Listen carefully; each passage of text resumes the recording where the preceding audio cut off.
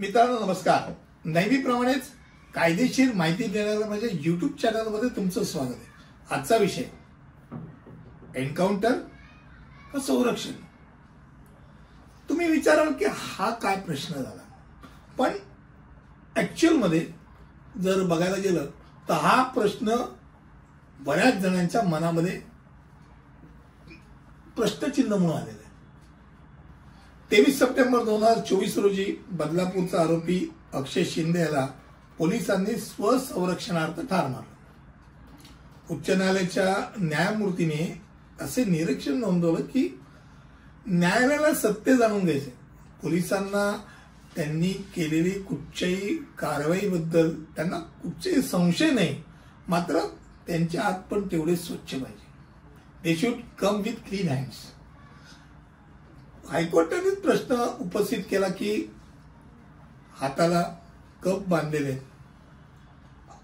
असा आरोपी 4 पोलिसांवरती मात करू शकेल आणि पोलिसांच्या हातातून पिस्तूल खेचून घेईल आणि त्या पिस्तुलात गोळीबार करेल, यावर विश्वास ठेवणं कठीण आहे.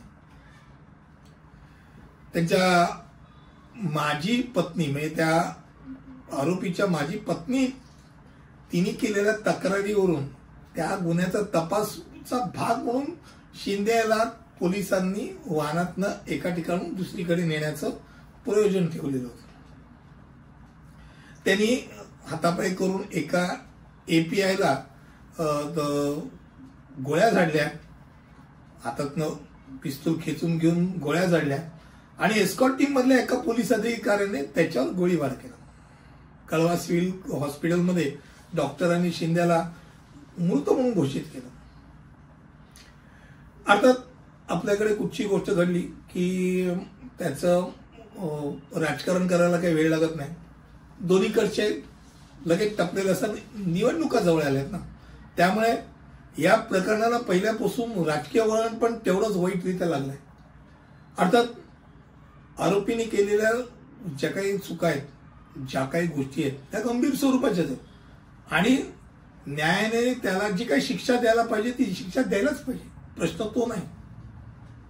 त्यांनी केलेलं कृत्य बरोबर आहे चुकीचा हा प्रश्नच येत नाही. मात्र विरोधक आणि अक्षय शिंदेचे वडील अण्णा शिंदे यांनी या चुकीच्या पद्धतीकडे लक्ष वेधलेले. त्यांचं म्हणणं आहे का एन्काउंटरच झालंय माझ्या मुलाचा. एक हातकडी घातलेला माणूस पोलीस कर्मचाऱ्यांची बंदूक हिसकून घेऊन त्यांच्यावरती गोळी झाडूच कसा शकतो. एवढं निष्काळजीपणे तुम्ही आरोपीला आणि तसं गंभीर ज्याच्यावरती गुन्हा आहे अशा आरोपीला एका ठिकाणून दुसऱ्या ठिकाणी तुम्ही नेताच कसे, असं एक प्रकारचा आरोप आहे. कदाचित पुरावा नष्ट करण्याचा एक कारस्थान आहे किंवा राजकीय सहानुभूती मिळवण्याचं करता या बदलापूर प्रकरणात त्या आरोपीची हत्या करण्यात आली असं विरोधकांचं म्हणणं आहे. पहिली गोष्ट म्हणजे ही घटना संरक्षणाकरताच घडली असं आपण धरून चालू. तर संरक्षणाकरता कुठच्याही परिस्थितीमध्ये पोलिसांच्याकडे जे दिलेले हत्यार आहे ते काही गमती करता दिलेलं नाही. जर ज्या वेळेला समोरचा आरोपी गंभीर आरोपी तो असं काहीतरी करायला जाईल की ज्यातनं तो पळून जाण्याचा प्रयत्न किंवा मारण्याचा प्रयत्न करत असेल तर त्याच्यावरती हवी होण्याकरता म्हणून गोळीबार करणं, पण तो गोळीबार थेट त्याच्या मस्तकाच्या मध्यभागी करण्याच्या ऐवजी त्याच्या मांडीत किंवा पायात केलं असतं तर अधिक चांगलं होतं. कारण शेवटी आरोपी जेव्हा मरतो त्याच्यावर सगळे प्रश्नचिन्ह घेऊनच तो आरोपी मरतो. तपास काय करणार, तपास संपणार. आणि जर दुसरा प्रकार असेल एन्काउंटरचा, तर एन्काउंटर म्हटल्यानंतर डोळ्यासमोर मुंबई म्हटल्यानंतर एन्काउंटर हे फार जवळचं काय म्हणतात त्याला नातेसंबंध आहे. 2005 मध्ये तसं बघायला गेलं तर प्रदीप शर्मा यांनी लखन भैया यांची एन्काउंटर मध्ये केलेली शेवटची सुप्रसिद्ध घटना असं म्हणली.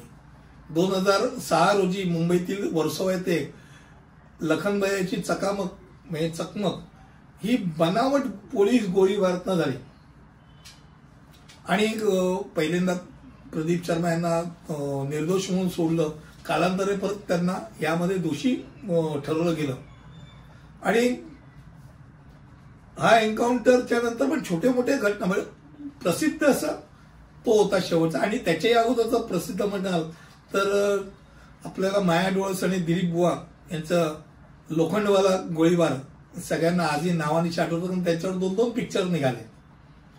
अर्थात शेवटी जे न्यायालय समोर आहे आणि जे तपासात सिद्ध होईल त्यानंतरच हे नक्की होईल की जो आरोपी होता त्या आरोपीला संरक्षणाकरता मारलं गेलं का त्याचं एन्काउंटर झालं.